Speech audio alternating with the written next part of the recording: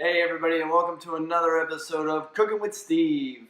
So this is our fourth episode, and I'm a little exhausted. I was down in Charlotte all weekend having a great time with Shane and Josie, and helping out and doing some service with a training organization, which is all awesome.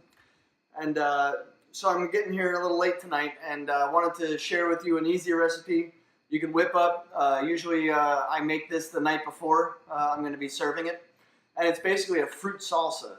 This one's going to be pineapple salsa. The ingredients are pretty simple.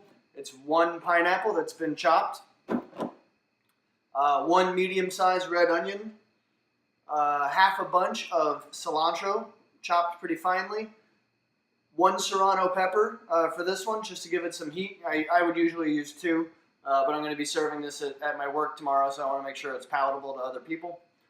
And we're going to do two tablespoons of the Acapulco Gold Spice, which is this one right here, available at the Etsy store for Sandy Mush Smoke & Co. So, so let's get started. So basically, like I said, it's one pineapple that's been cored and sliced,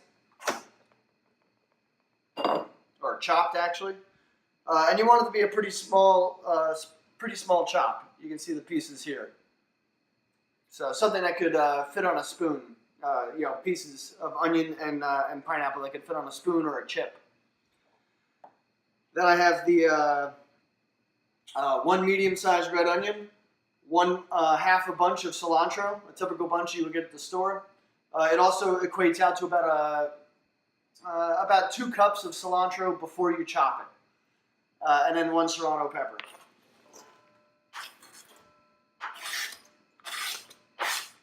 And then the juice of 2 limes, like this.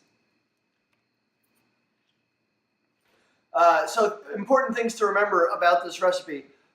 The fruit that you're using doesn't really matter. I have used peaches, pineapple, mango, or mixes of those. Sometimes I do a pineapple mango, sometimes I do a peach mango. It doesn't really matter what fruit you use. So long as it's one pineapple works out to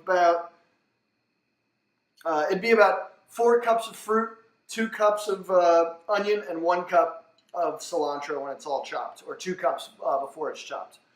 It's like a 2, 1, and 2 kind of ratio there. And then the juice of 2 limes. Also for this recipe, I'm using red onion. I like red onion because it's got a sharper flavor to it. As far as onions go, it's a more pungent onion.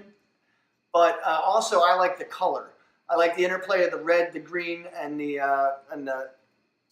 yellow or orange, depending on the fruit you're using. But also, red onions, the pigment in the red onion will leach out into the liquid, and so I really like that because it provides a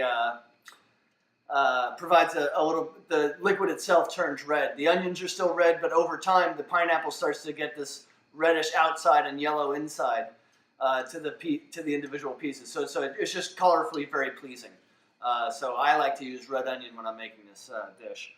And this is a typical fresh fruit salsa that I learned the basic recipe I learned from a lot of my Cuban friends. We would go camping. A beautiful place in the west coast of Florida called Cayo Costa.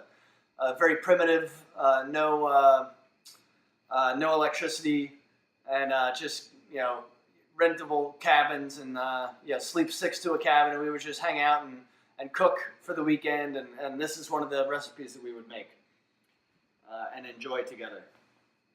So we got the juice of 2 limes, 1 serrano pepper, 2 cups of cilantro, 1 cup of onion, and then 4 cups of fruit. And 1 and 2 tablespoons of the Acapulco Gold Spice. So that's this one right here, and you can get that at Etsy. So what I would do now is mix this all together.